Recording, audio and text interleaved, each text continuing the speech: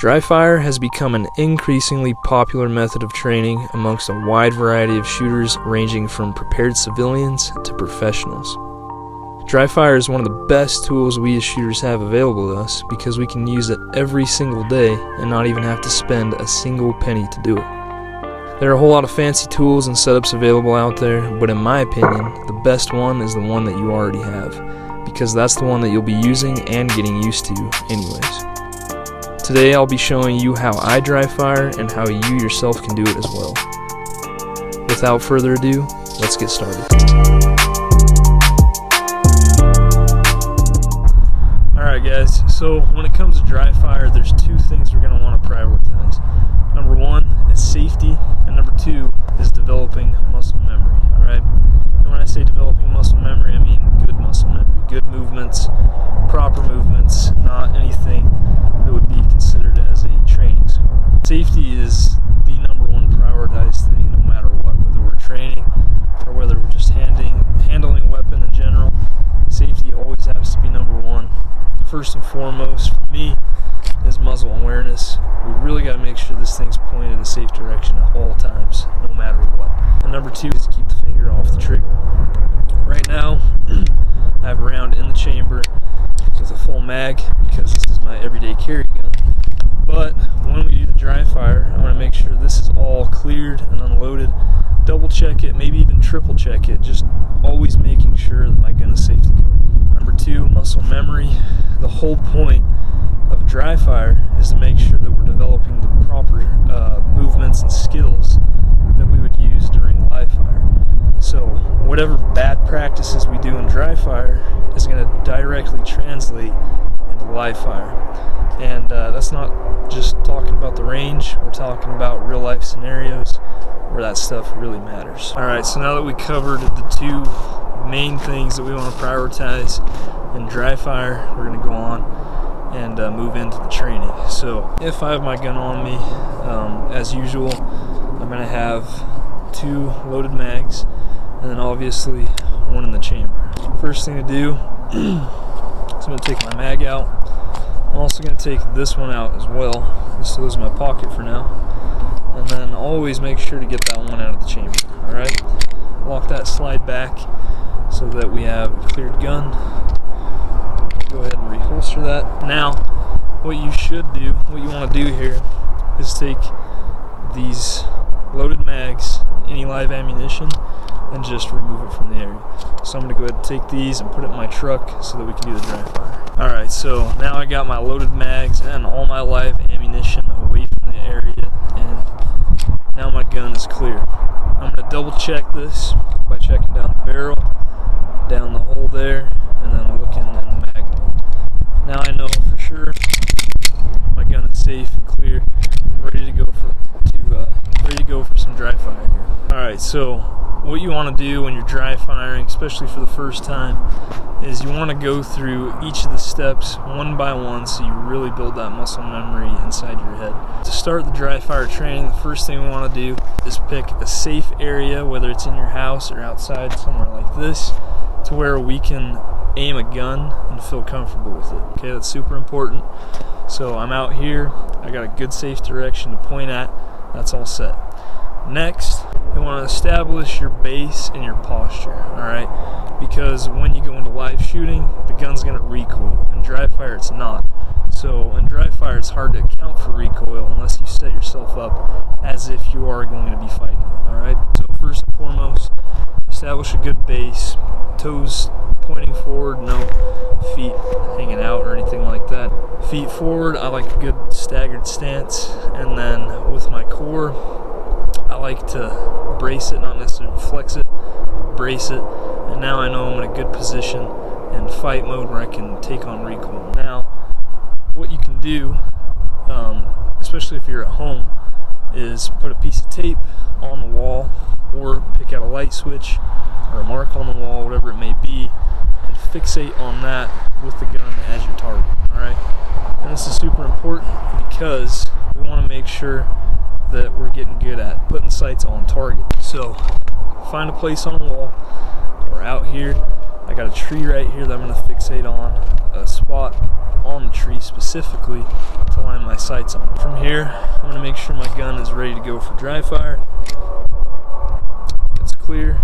I'm going to give it a half rack to set the trigger. I'm going to safely stow that away here. Okay, and now I'm going to go through my steps. So, first thing we do here is clear garments. So with my offhand, I'm going to establish a good grip on my garments and literally clear it by lifting it up. This creates a space for me to get my gun in. Okay? From here, I'm going to use my shooting hand and establish a good purchase on the gun. Okay? One important thing here is to make sure that we're indexed with our finger. Okay?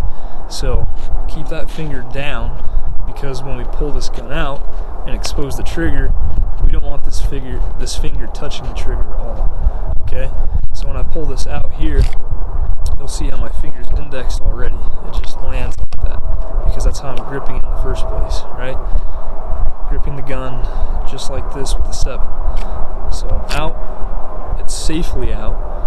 Now from here I can start orienting my barrel towards the target, releasing the garments and establishing offhand grip.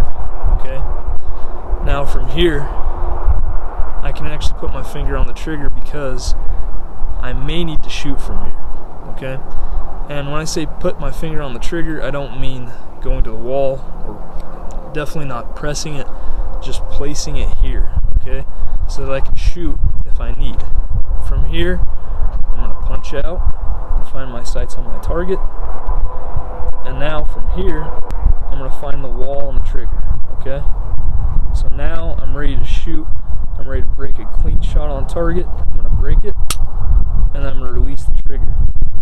Okay? This is an important step, because the trigger is going to reset and we want to be ready for the next shot.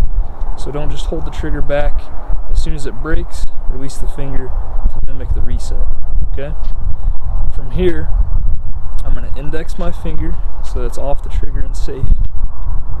Now I'm going to reel the gun back in, making sure that my barrel is still pointed in the safe area. Okay? Now from here, I remove my offhand grip, keeping the gun pointed downrange. I'm going to clear my garments, and now from here, this is a super important step. I'm going to look down in my holster, making sure it's clear of any obstructions. Okay? If you have any obstructions in there, it could cause a negligent discharge, and you might blow your off. So it's safe. We're still in the safe direction. Now we're just going to go straight down, holster it, and just like that. And now I'm going to go through those steps again, nice and slow. Clear the garments, establish good grip. I'm indexed, I'm out, I'm orienting the gun, I'm meeting my offhand on the gun, I'm finding the trigger, I'm punching out, I'm putting my sights on target, I'm finding the wall, and I break the shot, and I release the trigger to mimic the reset. From here, I index so that we're safe, I reel back in, I grab my garments, I maintain barrel in a safe direction, I physically look down in the holster, make sure we're good, and down back in she goes. And consider that 1 rep done, okay? And then once you kind of check out, check back in, okay, reset my trigger, it's ready to go, gun back in, nice and safe, and now I'm going to go through those steps again. Simple as that, alright? One more thing that I wanted to mention with dry fire, don't be quick to reholster this, alright? There's no need to speed up the process of getting the gun back in the holster. Not only is there no need for it, but it increases your chances of negligent discharges. It's just more dangerous altogether. And where there's actually not really a need to do that, it's not worth it anyways, right? So when I do my dry fire here, I'll just show you, it tends to happen to everybody because you get caught in the moment. But you want to be really conscious of this. When I do my dry fire, stopping here and pausing, okay? So pause afterwards, and then from here just take it nice and slow so that we make sure we get the gun back in safely, okay? There's no need to go about this really fast and then reel the gun back in and do that. It's dangerous and there's no good reason for it, okay? It's something that I've been trying to work on personally, where I'm shooting and then I pause, right?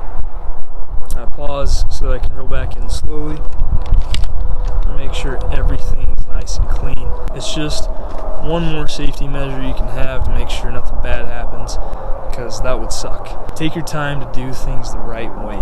So that's what I would recommend for dry fire.